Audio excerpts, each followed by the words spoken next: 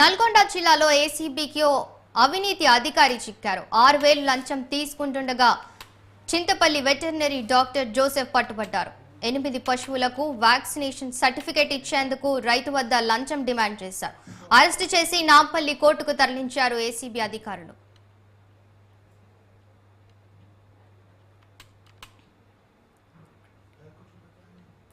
ఇక ఇదే అంశంపై మరింత సమాచారం మా ప్రతినిధి వెంకటరెడ్డి అందిస్తారు. వెంకటరెడ్డి.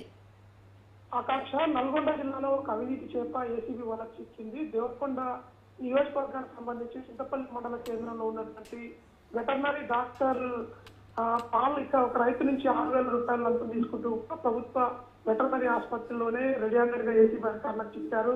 హైదరాబాద్ నుంచి డిఎస్పీ ఆధ్వర్యంలో వచ్చినటువంటి ఒక బృందం నిలబెట్టి 6,000 రూపాయలు లంచం తీసుకుంటుండగా ఆ వెటర్నరీ డాక్టర్ని అరెస్ట్ చేసి హైదరాబాద్ అయితే తరలించింది.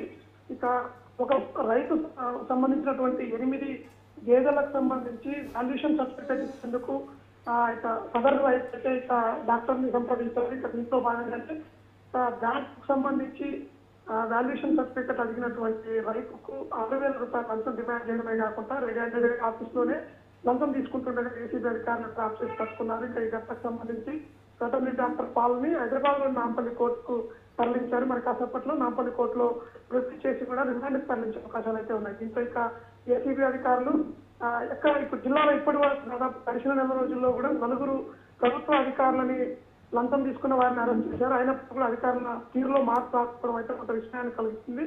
ఇక ఏమైనా సరే సమాచారం ఉంటే ఖచ్చితంగా ఏసీబీకి ఇస్తే ఆ వివరాలు గోప్యంగా ఉంచుతామని చెప్పైతే డిఎస్పీ అయితే ఉంది. ఆకాశ రైట్. Thank you Venkatareddy.